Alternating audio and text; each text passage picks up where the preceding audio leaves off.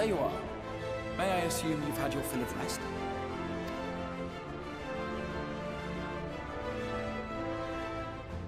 That is well. Now that we are all present, let us speak of our plan.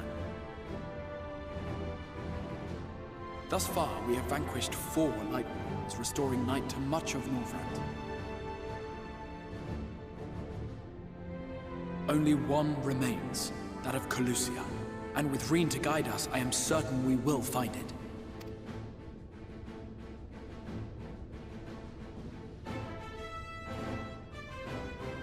We're so close now. If we can just take care of this one last warden, we'll rob the Sin Eaters of their final foothold and drive them out of Northrend once and for all. It will be a new beginning for the First, a chance for the people to rebuild their world. In short, a prize worth fighting for. And in thus delivering the First from destruction, so too shall we unsow the seeds of the 8th Umbral Calamity. Do you hear? Your dreamed of rejoining is in jeopardy. Are you sure you're not tempted to intervene? You labor under the misapprehension that vanquishing the Sin Eaters is tantamount to saving the world. It is not. In truth, you only delay the inevitable, lengthening your fleeting lives by the smallest of margins.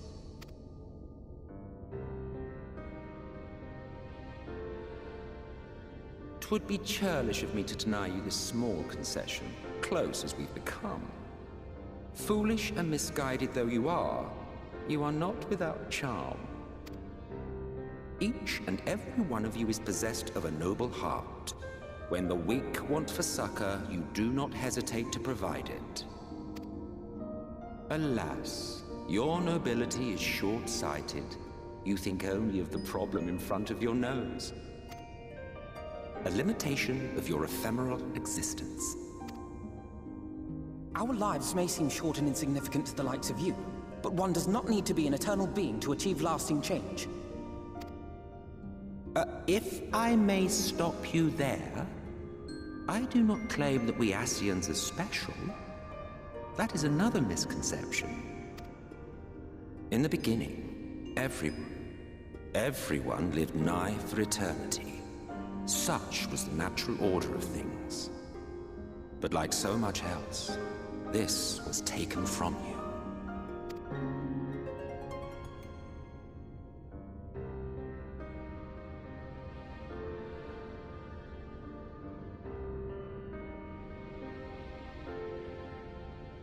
You won't object if I borrow your plaything?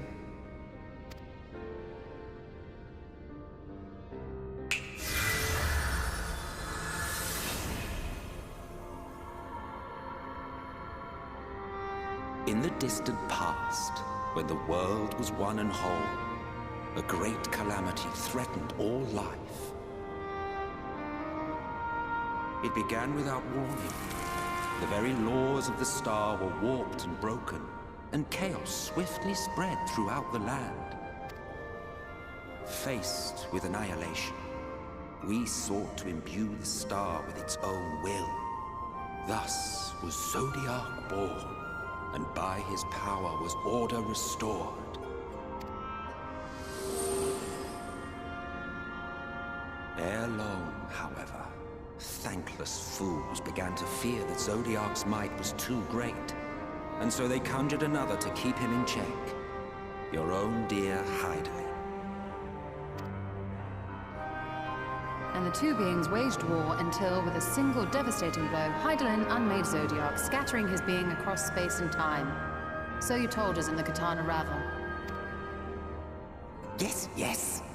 And there began our woes, with Hydaelyn's blow and all that it wrought. As a counterbalance to Zodiac, Hydaelyn was created with the power to enervate her foe. This singular ability strikes not at such banal things as flesh, but everything that defines the target, diluting its existence.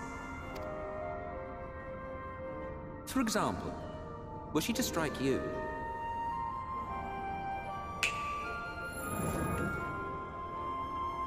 Two individuals, identical in appearance yet reduced in all respects. Strength, intelligence, the soul itself, all is halved.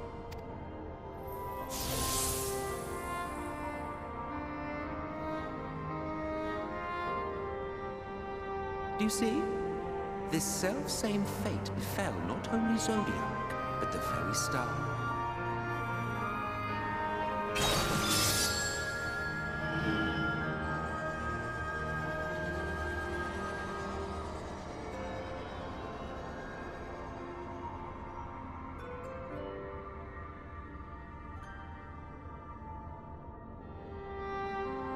Only 3 were fortunate enough to escape the Sundering.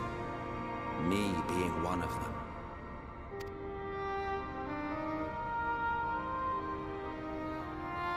When I beheld the shattered remnants of our home, I knew deepest despair.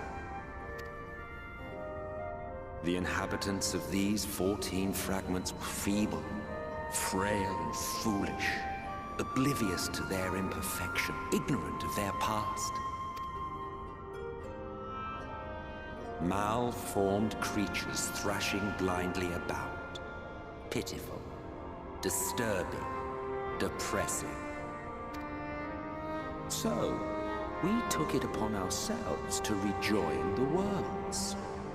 But in our eagerness and, I confess, our ignorance, we erred and made a useless void of the 13th.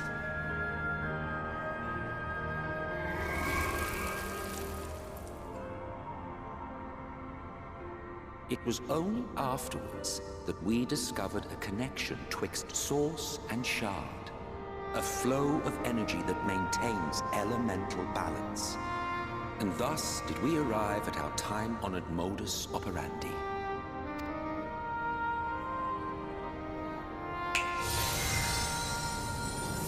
From a purely Ascian standpoint, it could be said that what you seek to do is only logical. But that would be to ignore the immeasurable destruction wrought with each rejoining. You have murdered millions, and this we cannot condone. By your fragmented existence, you continue to give rise to tragedies far crueler than any calamity. But yes, moral relativism and all that. Case in point, I do not consider you to be truly alive, ergo I will not be guilty of murder if I kill you.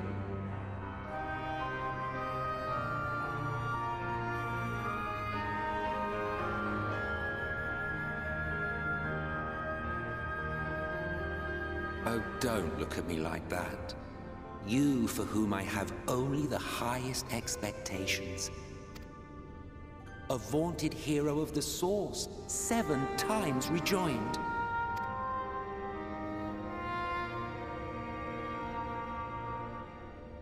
Long have I awaited one who might brave a path of lesser tragedy. A resilient soul able to endure the necessary pain. I dare to hope that my wait is over.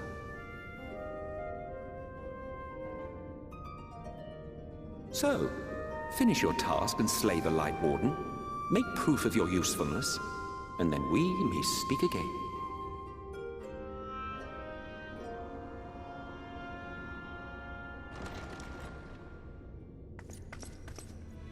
Forgive me, my lord, but this could not wait. Speak freely, Captain. Our informant in Colusia sends word of unusual activity in Yulmore. It appears their forces are entrenching themselves at key points throughout the city, making ready for an attack by all indications. An intriguing use of resources. I rather doubt Lord Vorthry is concerned for the safety of his citizens. You think he's harboring the Light Warden inside the city walls? Even if he does have some means of controlling the Sin Eaters, wouldn't that be a little risky? Risky or not, if there is even a chance the Warden is hiding there, we will need to act fast. The longer we wait, the better prepared the Yulmorans will be.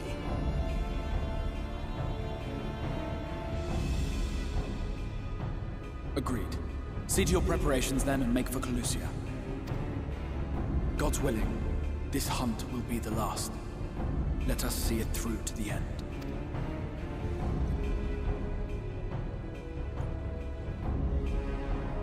We should begin by assembling in Rite. There we may assess the situation in Yulmore and decide how best to proceed.